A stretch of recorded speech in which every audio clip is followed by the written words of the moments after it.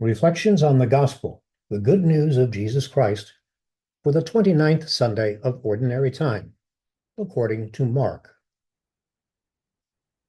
James and John, the sons of Zebedee, came to Jesus and said to him, "Teacher, we want you to do for us whatever we ask of you." He replied, "What do you wish me to do for you?" They answered him, "Grant that in your glory we may sit one at your right and the other at your left." Jesus said to them, "You do not know what you are asking.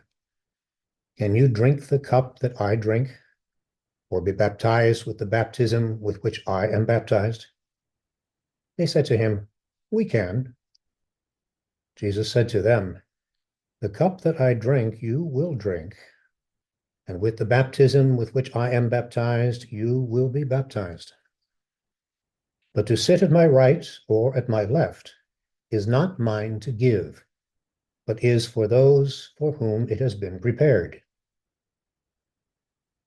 When the 10 heard this, they became indignant at James and John.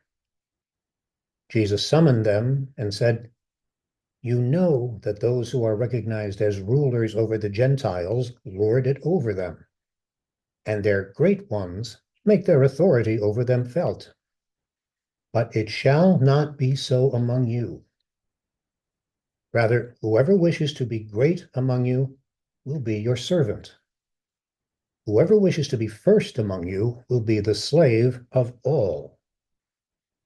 For the Son of Man did not come to be served, but to serve, and to give his life as a ransom for many." The Gospel of the Lord.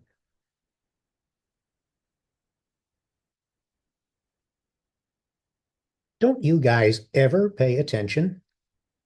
Have you already forgotten what I said about being the greatest? If you wish to be first, you must be the last of all and the servant of all. And now you, John and James, want to have first dibs on who will sit at my right and left. Haven't you learned anything? No, that's not all in the gospel text, but it might have been.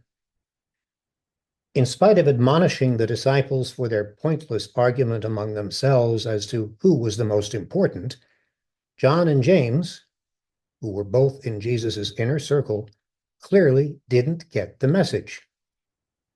They proclaimed their willingness to drink the cup of suffering that Jesus will drink, although Jesus himself would pray in the garden that this cup might be taken away.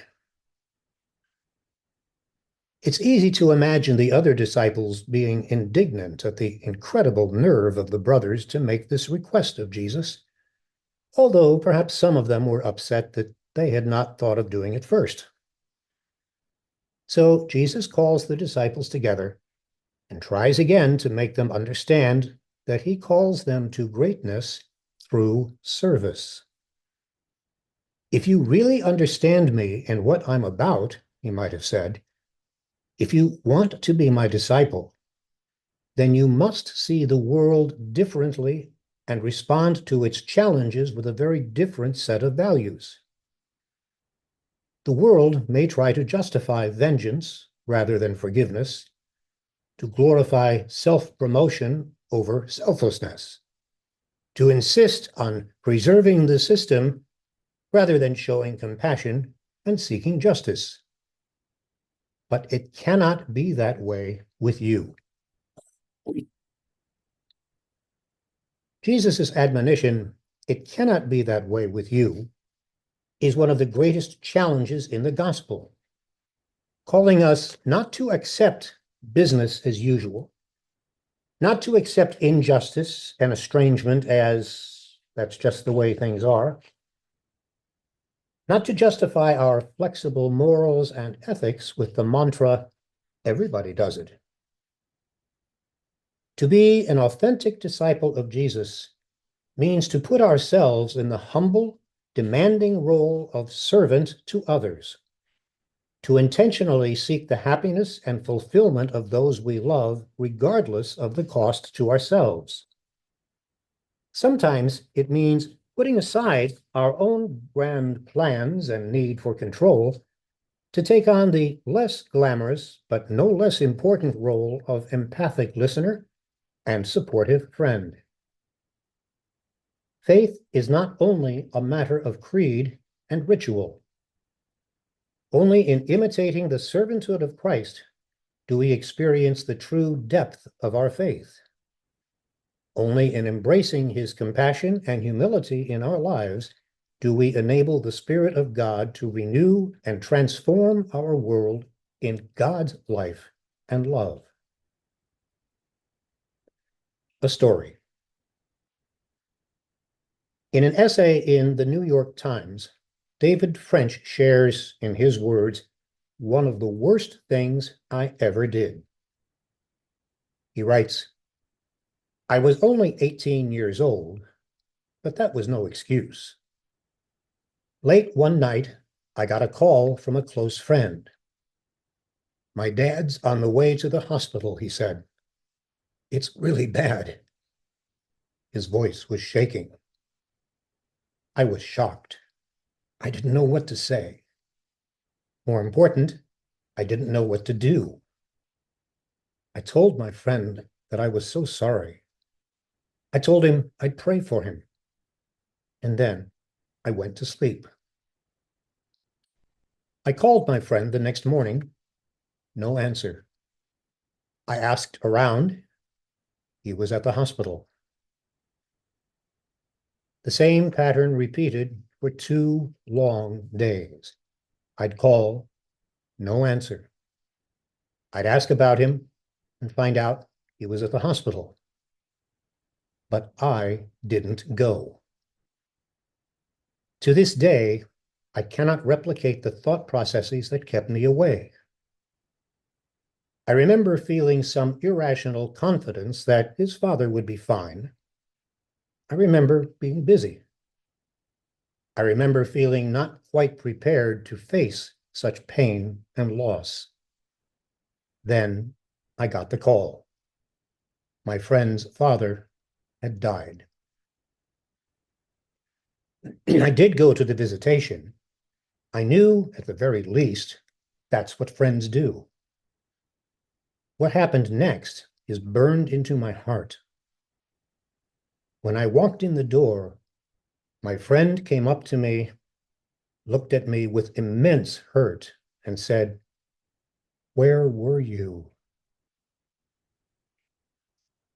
I had no answer then. I have no answer now.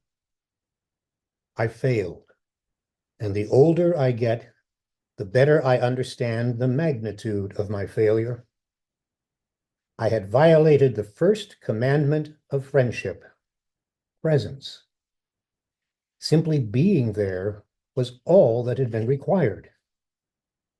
And I couldn't pass even that one simple test.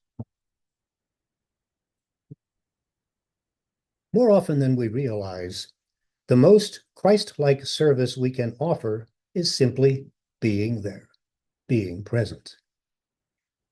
To be the servant envisioned by Jesus means putting aside our own needs and getting out of our comfort zone to extend the compassion of Jesus to another, to provide havens for the lost to return, for the grieving to mourn, for the wounded to heal, regardless of the cost to ourselves.